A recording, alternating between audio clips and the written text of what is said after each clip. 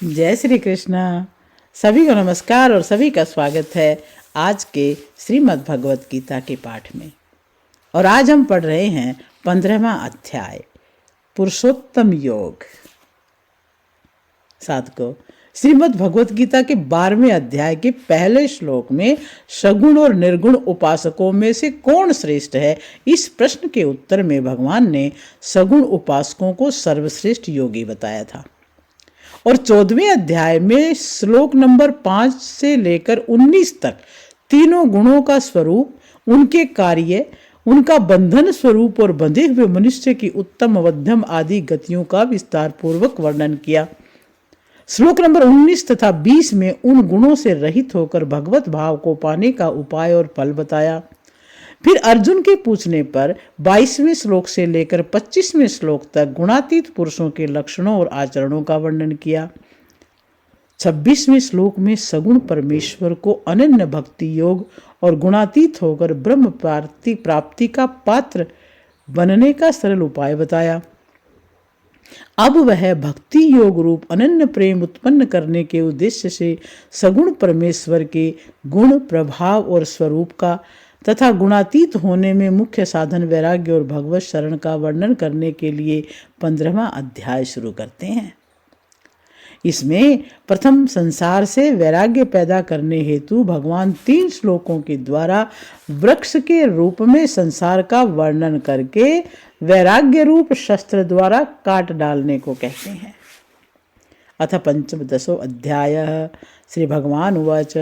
भगवान जी कहते हैं, आदि पुरुष परमेश्वर रूप मूल वाले और ब्रह्मा रूप मुख्य शाखा वाले जिस संसार रूप पीपल के वृक्ष को अविनाशी कहते हैं तथा वेद जिसके पत्ते कहे गए हैं, उस संसार रूप वृक्ष को जो पुरुष मूल सहित तत्व से जानता है, वह वेद के तात्पर्य को जानने वाला है। उस संसार वृक्ष की 3 गुणों रूप जल के द्वारा बढ़ी हुई और विषय भोग रूप कौपलों वाली देव, मनुष्य और त्रियक आदि योनि रूपी शाखाएं नीचे और सर्वत्र फैली हुई हैं तथा मनुष्य लोक में कर्मों के अनुसार बांधने वाली अहंता, ममता और वासना रूप जड़ें भी नीचे और ऊपर सभी लोकों में व्याप्त हो रही हैं। इस संसार वृक्ष का स्वरूप जैसा कहा है वैसा यहाँ विचार काल में नहीं पाया जाता, क्योंकि न तो इसका आदि है, न अंत है और न उसकी अच्छी प्रकार से स्थिति ही है। इसलिए इस अहंता, ममता और वासना रूप अति दृढ़ मूल वाले संसार रूप पीपल के वृक्ष को वैराग्य रूप शस्त्र द्वारा काटकर और उसके पश्चात उस परम पद रूप परमेश्वर को भली भांति खोजना चाहिए, जिसमें गए हुए पुरुष फिर लौटकर संसार में नहीं आते और जिस परमेश्वर से इस पुरातन संसार वृक्ष की प्रवृत्ति विस्तार को प्राप्त हुई है, उसी आदि पुरुष नारायण के मैं शरण हूँ। इस प्रकार दृढ़ निश्चय करके उस परमेश्वर का मनन और निधिध्यासन करना चाहिए, जिसका मान और मोह नष्ट हो गया है, जिन्होंने आसक्ति रूप दोष को जीत लिया है, जिनकी परमात्मा के स्वरूप में नित्य स्थिति है और जिनकी कामनाएं पूर्ण रूप से नष्ट हो गई हैं, वे सुख दुख नामक द्वंद्वों से विमुक्त ज्ञानी जन उस अविनाशी परम पद को प्राप्त होते हैं।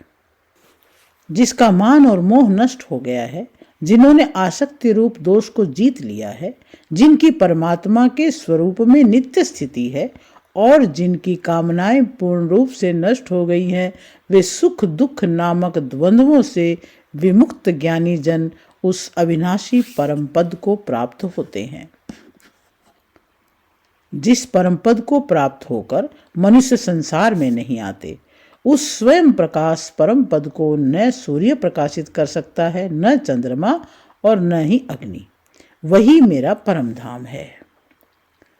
इस देह में ये सनातन जीवात्मा मेरा अंश है और वही इस प्रकृति में स्थित मन और 5 इंद्रियों को आकर्षित करता है। वायु गंध के स्थान से गंध को जैसे ग्रहण करके ले जाता है, वैसे ही देहादि का स्वामी जीवात्मा भी जिस शरीर का त्याग करता है, उससे इस मन सहित इंद्रियों को ग्रहण करके फिर जिस शरीर को प्राप्त होता है उसमें जाता है।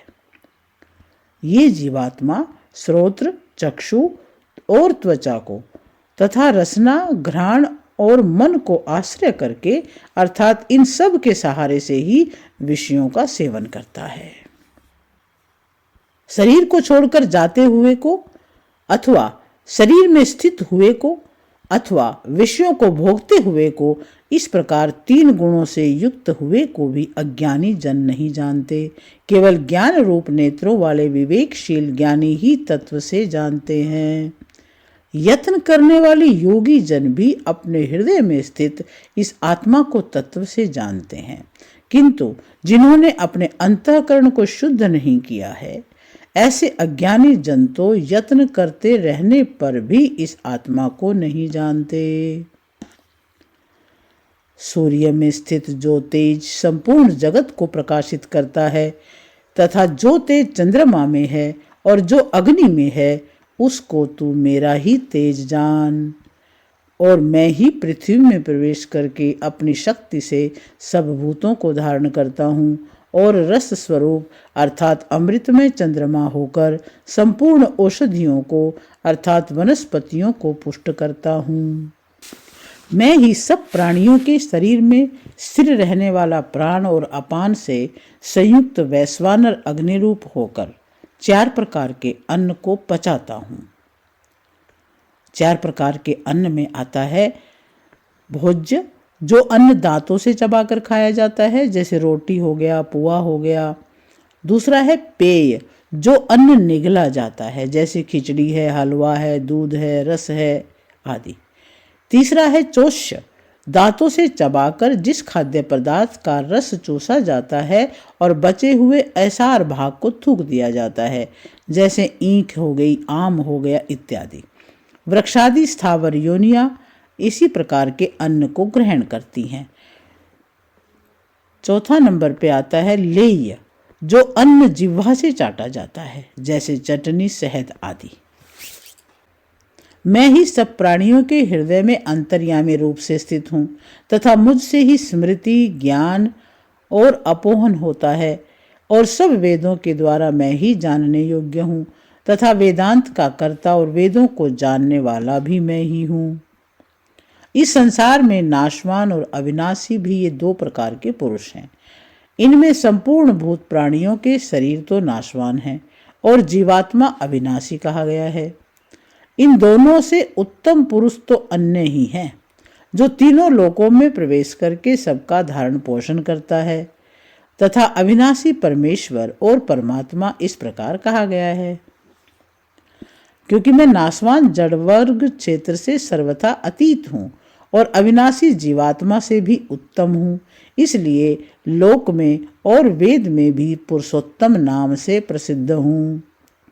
हे भारत, जो ज्ञानी पुरुष मुझको इस प्रकार तत्व से पुरुषोत्तम जानता है, वह सर्वज्ञ पुरुष सब प्रकार से निरंतर मुझ वासुदेव परमेश्वर को ही भजता है।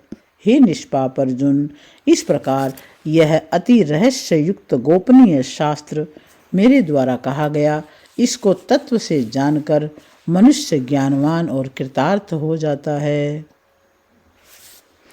ओम तत्सेदति। श्रीमद्भगवत गीतासु उपनिषत्सु ब्रह्म विद्यायाम योग शास्त्रे श्री कृष्ण अर्जुन संवादे पुरुषोत्तम योगो नाम 15वां अध्याय। इस प्रकार ओम तत्सत इन भावक नामों से उच्चारण पूर्वक ब्रह्म विद्या और योग शास्त्र में श्रीमद् भगवत गीता उपनिषद रूप श्री कृष्ण अर्जुन संवाद में पुरुषोत्तम योग नामक 15वां अध्याय पूर्ण हुआ। जय श्री कृष्ण।